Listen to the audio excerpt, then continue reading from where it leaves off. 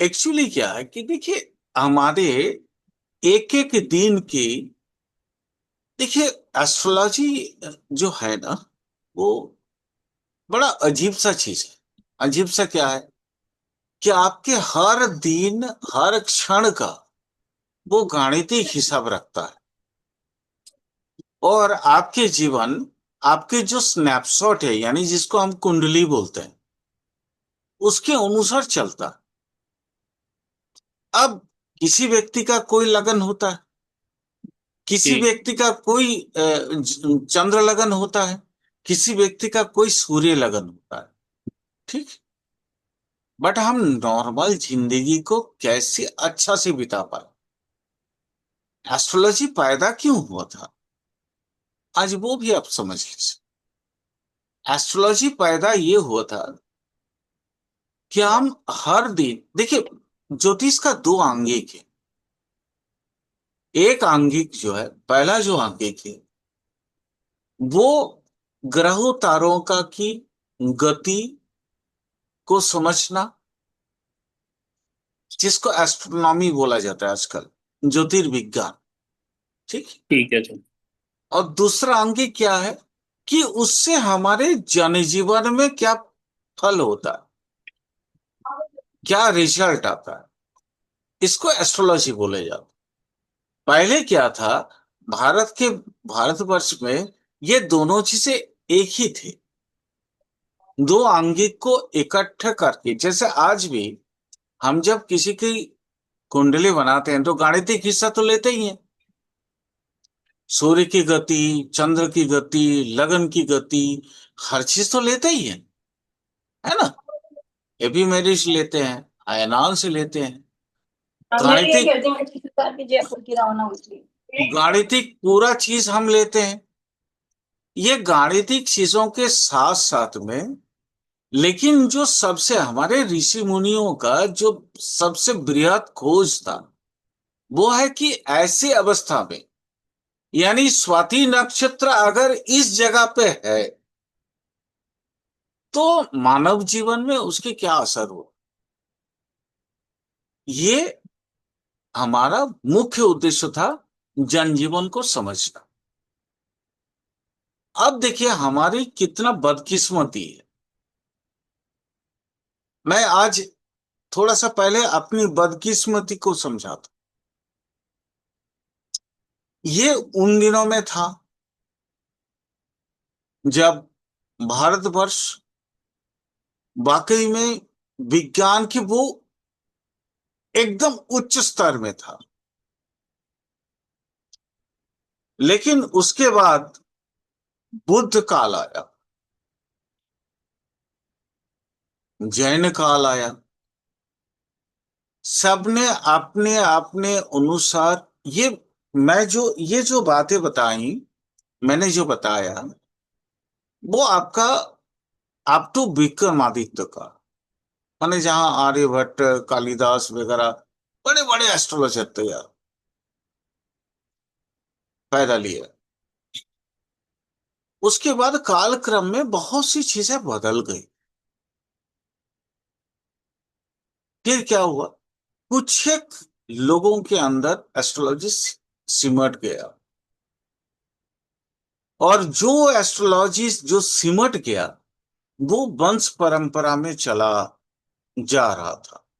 बाकी एक major part है जो एस्ट्रोलॉजी को ना फेक एस्ट्रोलॉजी में बदल दिया। ये लोग चुपचाप अपना काम कर रहे थे। ये जो कतिपय लोग, दो चार जन, या आप यूं समझ लीजिए दो चार वंश परंपरा, लेकिन मैक्सिमम लोग, एस्ट्रोलॉजी तो हमारी भारतवर्ष में उन दिनों में भी मान्यता थी, आज भी मान्यता। लेकिन लोगों ने इसको बहुत ज्यादा जो है ना फेक में कन्वर्ट करना स्टार्ट कर दिया। यहीं से ये मध्यकालीन सभ्यता, भारतवर्ष की, ये सब आया। ये मौर्यकालीन सभ्यता तक बिल्कुल ठीक ठाक था। उसके बाद भी मैं समझता हूं नालंदा विश्वविद्यालय तब भी था। तो नालंदा विश्वविद्यालय जब तक प्रॉपरली था, तब तक ज्योतिष का जो ये दोनों चीजें था, फेक एस्ट्रोलॉजी भी था और रियल एस्ट्रोलॉजी भी था। ये देखो, ये बहुत बड़ा फेक एस्ट्रोलॉजर और ये कतिपय लोग जो थे वो है रियल एस्ट्रोलॉजर। लेकिन उसके बाद क्या हुआ, आ, गुप्तकालीन सभ्यता के बाद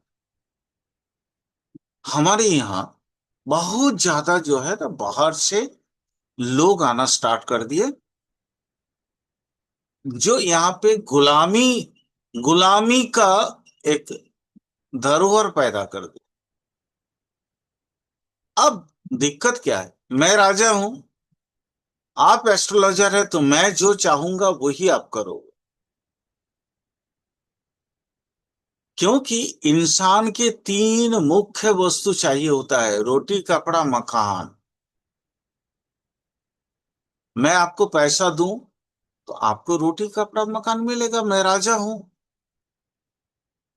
लेकिन वहां पे भी उस समय में भी कुछ ऐसे लोग थे जिन्होंने एस्ट्रोलॉजी की ये धरोहर को बचा के रखा था।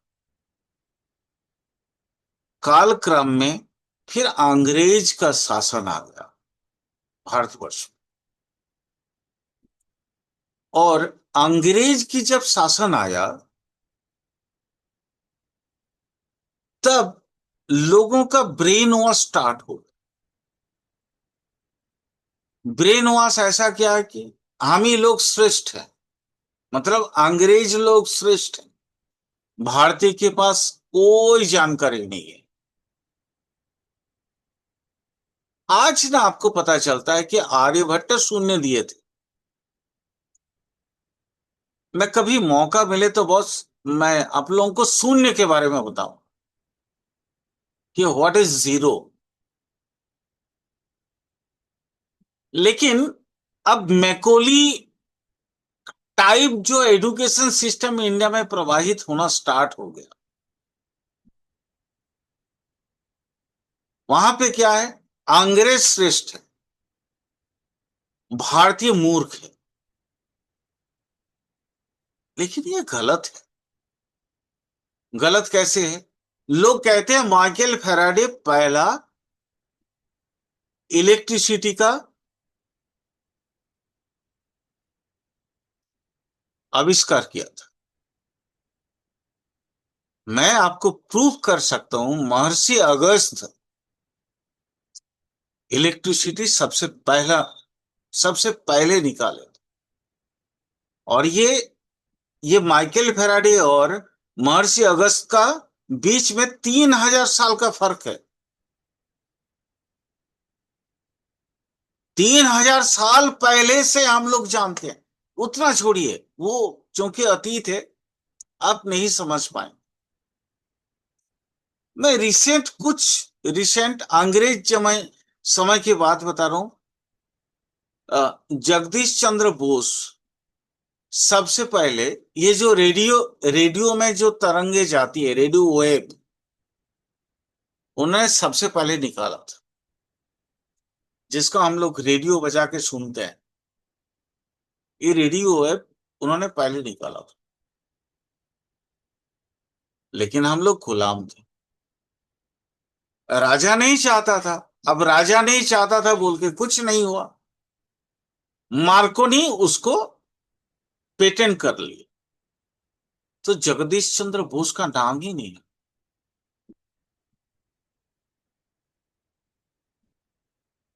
ये दुर्भाग्य है भारत की, कि भारत के अंदर इतने तगड़े इंटेलेक्चुअलिटी रहने के बावजूद भी, चूंकि हम आर्य हैं और आर्य का दिमाग बहुत तगड़ा होता है, हम यहां स्पिरिचुअलिटी को जन्म दिए हैं। कोई भी व्यक्ति अगर कुंडलिनी को जागृत कर ले, वो व्यक्ति ब्रह्मांड को समझ सकता है। ये भारत की देन है। दिक्कत क्या है? हम आज आप लोगों से एक बात, एक क्या बोलता हूं मैं, एक कॉन्फ्रेस करना चाहता हूं। रजनीश सही बोलते थे, चारवाक सही बोलते थे, लेकिन उनके मत को लोगों ने दबा दिया। चारवाक क्या बोलते थे? ऋणं कृतं घृतं पिबेत, जावत जीवेत सुखिन जीवेत।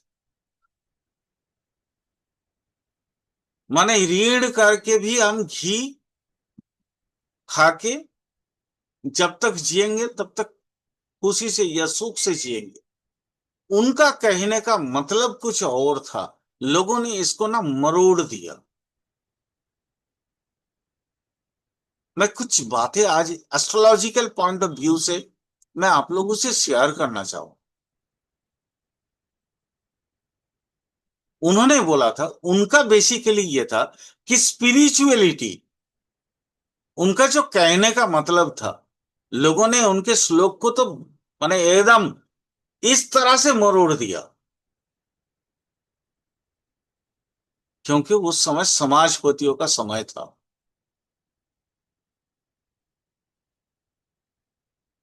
अब समाजपति लोग जनरली वो कैसे होते हैं ना, लोभी टाइप। सिर्फ उनको अपना ही निजी स्वार्थ दिखता।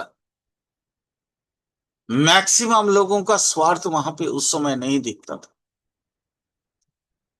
ये लोग ना बड़े नैरो माइंडेड हो गए थे, क्योंकि वो मेरा भारत का वो डाउनफॉलिंग का टाइम था। क्योंकि कोई ग्राफ अगर आप लोग देखते हो तो ग्राफ में एक ऊंचाई फिर एक नीचाई आता। जैसे एस्ट्रोलॉजी में हम बोलते हैं ना, ग्रहों के आरोही या अवरोही अवस्थान। जैसे सूर्य आपका मेष राशि के 10 डिग्री में परम उच्च होता है।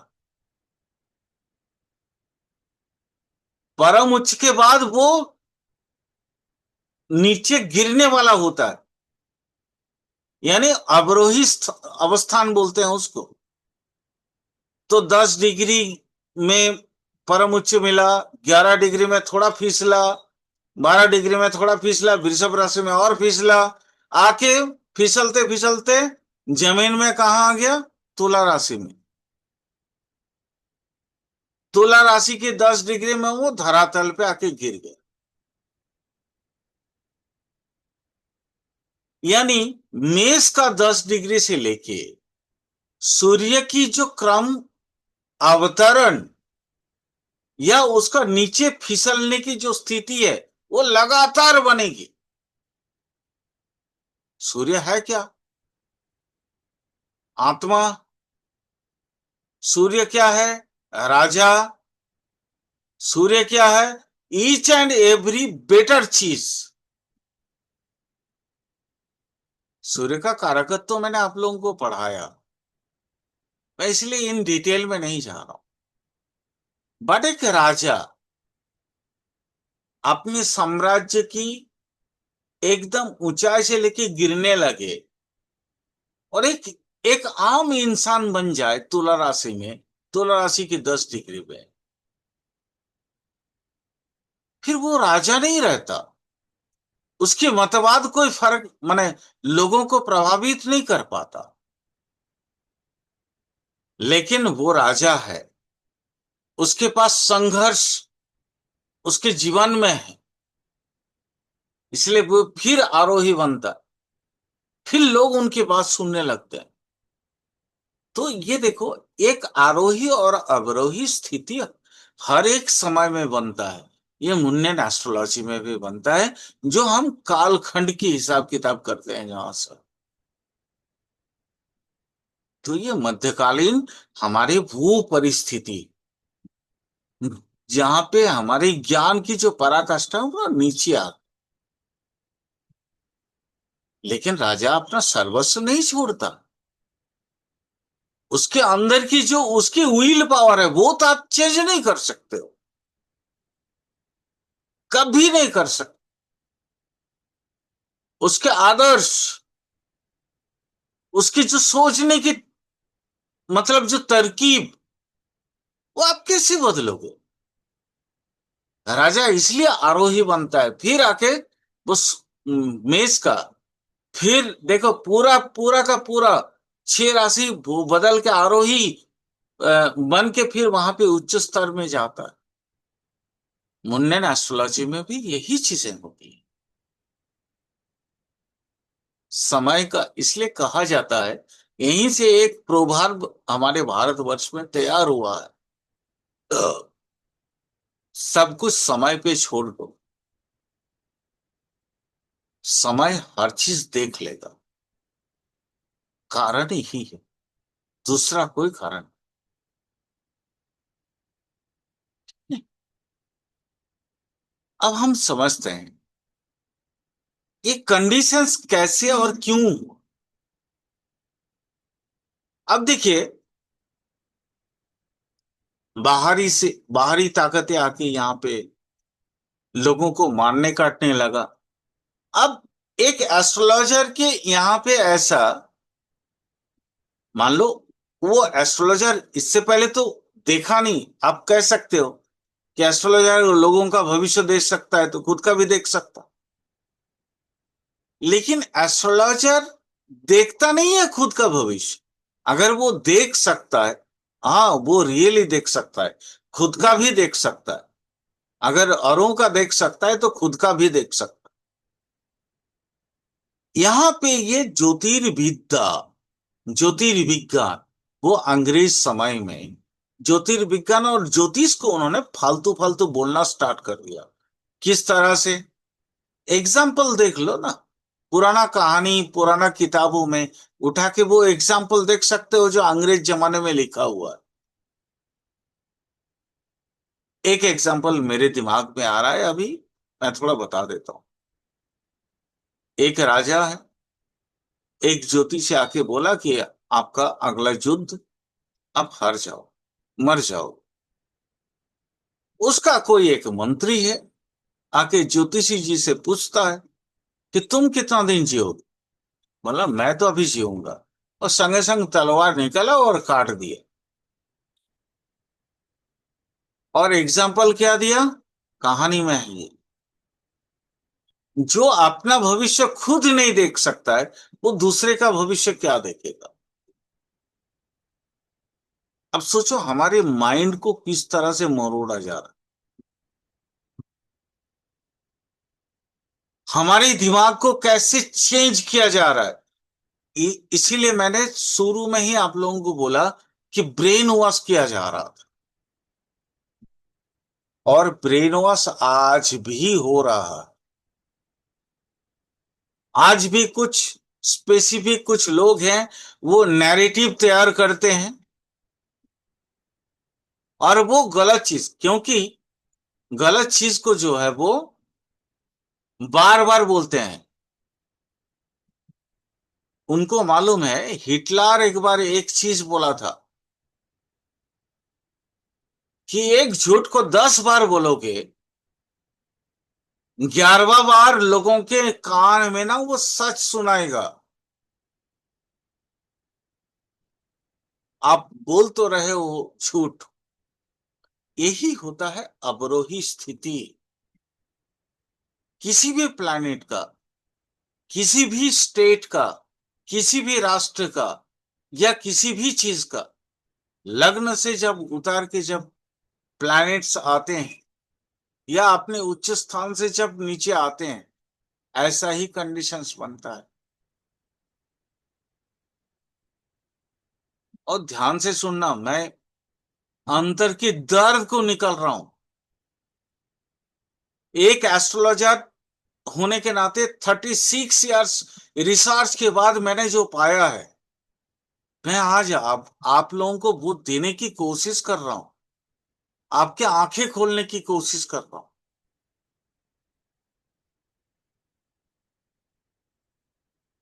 प्लीज समझो। और आप लोग ना नई, माने आंख से एस्ट्रोलॉजी को देखने की परंपरा स्टार्ट करो, ताकि ज्योतिष मेरी नजर में जितनी पवित्र है, आपकी नजर में भी उतना ही पवित्र होना स्टार्ट हो जाए। लोगों ने क्या किया, गलत सतत बोल के वो हिटलर वाली लैंग्वेज उठा लिया। ज्योतिष झूठ है, ज्योतिष अंधविश्वास है, ज्योतिष, हाँ है ना, वो बेकार का सब्जेक्ट है, इसका कोई महत्व नहीं है। ये अंग्रेज लोग बोलना स्टार्ट कर दिया। और हमारे यहाँ जो दो चार कतिपय लोग थे जो अंग्रेजों का चमचा थे, जिनको राय बहादुर, राय उपाधि बहुत कुछ दिया गया था अंग्रेज की ओर से, राजा महाराजा बोल दिया गया था, उन्होंने भी गुलामी किया है। कि मेरा आका बोला, मेरा मालिक बोला ज्योतिष गलत है, तो हमको ज्योतिष गलत है ये लोगों को बताना है। बट ज्योतिष गलत नहीं है, लोग समझ ही नहीं पाए इस चीज को। अब ये तो मेजर फेक वाली बात। अब वहां पे भी कुछ लोग ऐसे थे जो अंग्रेज के नजदीक का थे, उन्होंने फेक एस्ट्रोलॉजी को और बढ़ा दिया, बढ़ावा दिया, ताकि उनके पास मानी आते रहे। वो पैसे के लिए ज्योतिष कर रहे थे, ज्योतिषी बने हुए थे। आज भी अगर कोई ज्योतिषी सिर्फ पैसे कमाने के लिए ज्योतिषी करता है तो समझ लेना ही इज द फेक और C is the fake, because of,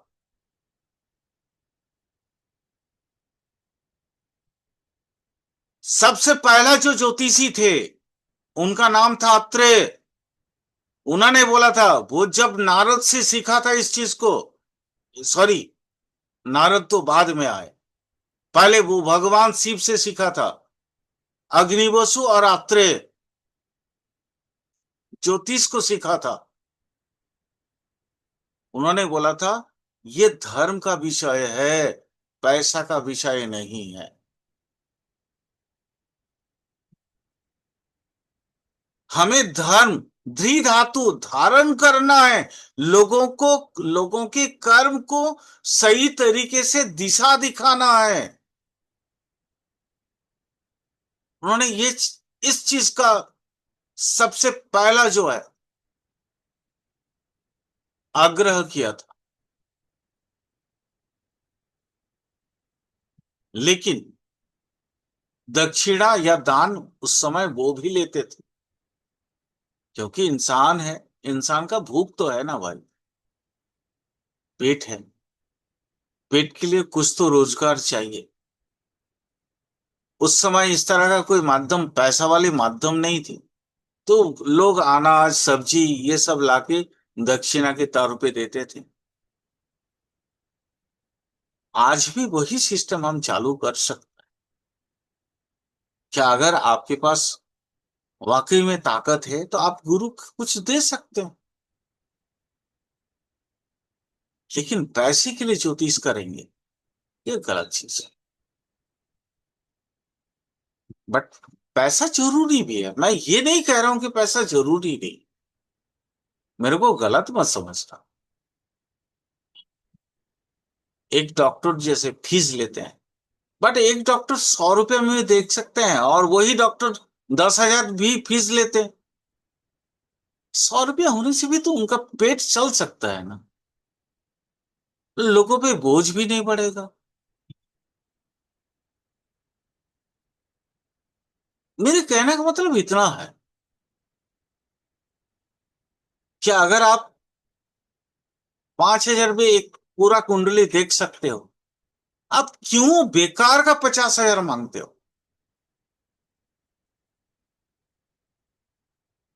मत मांगो ना। खैर, सबकी अपनी अपनी कर्म है, मैं उस पे, उस बहस में नहीं जाना चाहता। मैं जो चीजें बोल रहा था वहां से फिर वापिस इसी पे आता हूं कि ये जो ज्योतिर्विज्ञान और ज्योतिष, ये जो तो अलग कर दिया। और ज्योतिष चूंकि वो प्रैक्टिकली इंसान को दिखता है आमने सामने में, आज मेरा काल क्या होगा अगर मेरे को एस्ट्रोलॉजी के माध्यम से दिख जाए, तो इंसान सबसे ज्यादा फेथ उसी सब्जेक्ट पे करता है। दैनिक चर्चा, आज मैं सुबह उठा, या छोड़ो, आज का दिन बीत गया, मैं कल सुबह उठूंगा, सुबह से लेके शाम तक मुझे क्या क्या करना है और मेरे साथ क्या क्या हो सकता है, अगर एक आइडिया मिल जाता तो गलत क्या है? अगर हमको मान लो कल कोई विपत्तियां दिख रही है, तो मैं तो सीधा सपाट वहां से अपने आप को ये कर सकता हूं ना, बचा सकता हूं। ज्योतिष ये करता है। वो जमाने में इन्होंने देखा था, इनको समझा था कि हाँ, इंडियन एस्ट्रोलॉजी ऐसा है, ये बहुत अच्छा से डेली लाइफ को बताते हैं। और डेली लाइफ अगर हर किसी को मालूम पड़ जाए तो मेरा गुलाम कौन बनेगा? इसलिए सब्जेक्ट को ही खत्म कर दो। जैसे हिटलर बोला, 10 बार झूठ बोलो तो 11वां बार उसको कान से सच सुनाई देता। इसलिए ज्योतिष गलत है, ज्योतिष अंधविश्वास है, ज्योतिष अपसंस्कार है, ज्योतिष कुविद्या है। जितना आपके भाषा है, आपके अभिधान में, डिक्शनरी में, वो सारे लैंग्वेज आपने स्टार्ट कर दिया कहना।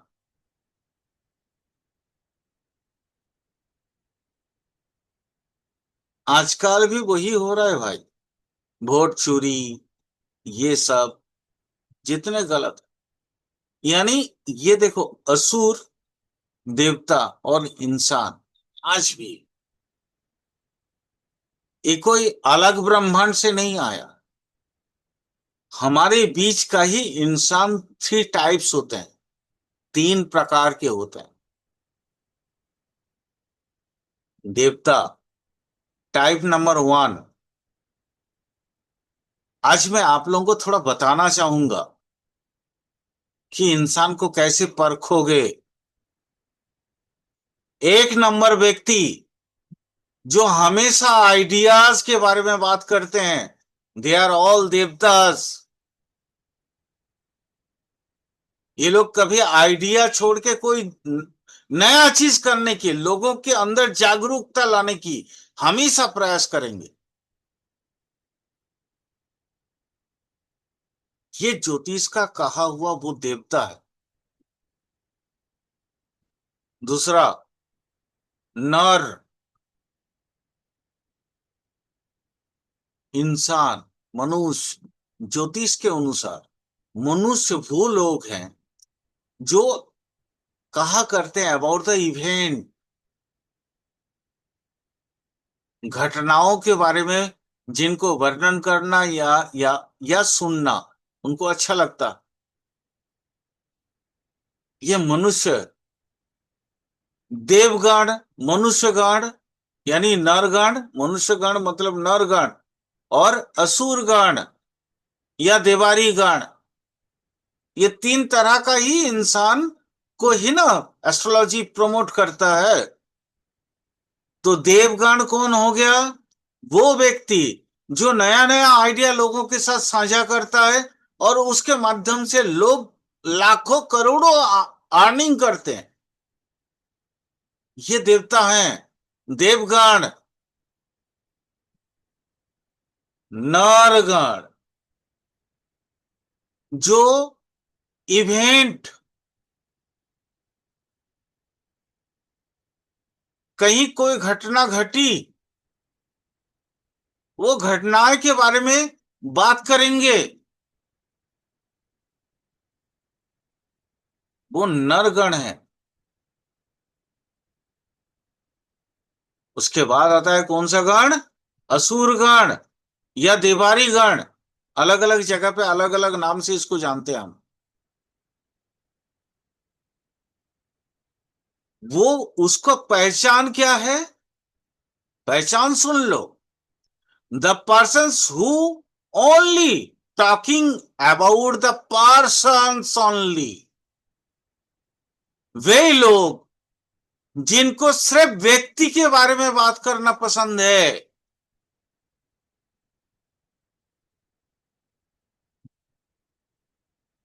इसको दूसरे की निंदा करना बहुत पसंद।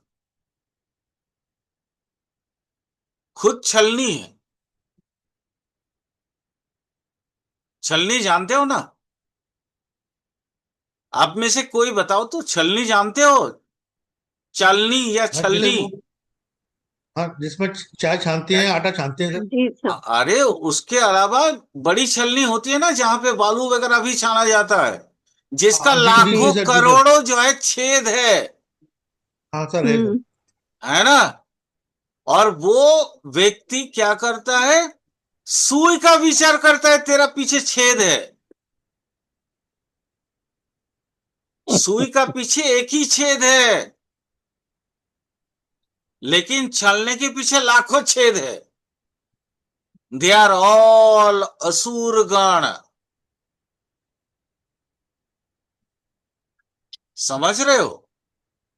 राक्षस। राक्षस गण। यस, राक्षस गण।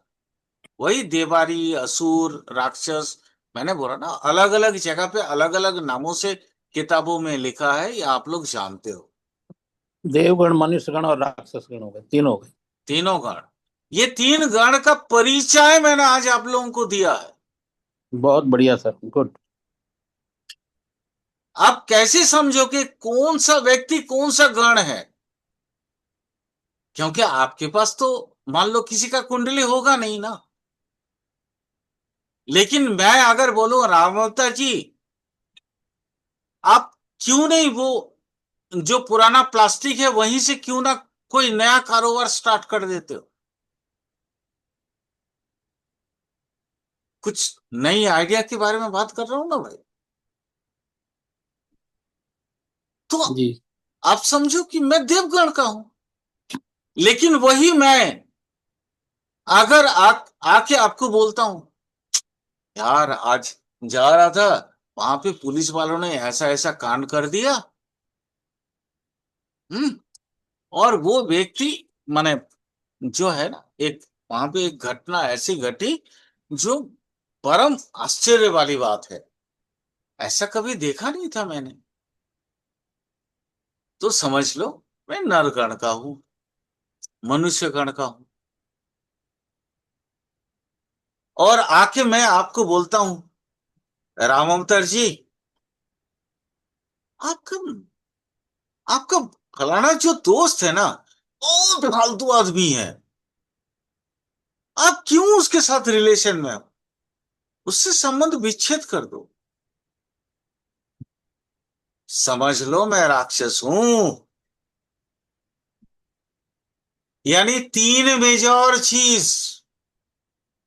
थोड़ा सा और आगे बताता हूं, ये गणों का थोड़ा सा दो चार से। मैं थोड़ा महाभारत से एक एग्जांपल ले सकता हूं, आप लोगों की अगर इजाजत हो तो। सर जरूर बिल्कुल सर, जरूर बिल्कुल सर। सर। ये पहला व्यक्ति श्री कृष्णा, जो निर्विकार है। देवगण का व्यक्ति निर्विकार होते हैं, उनके अंदर कोई विकार नहीं होता। ठीक है? निर्विकार कह सकते हो, निर्विचार कह सकते हो, जो आपको सुटेबल महसूस हो वो आप कह सकते।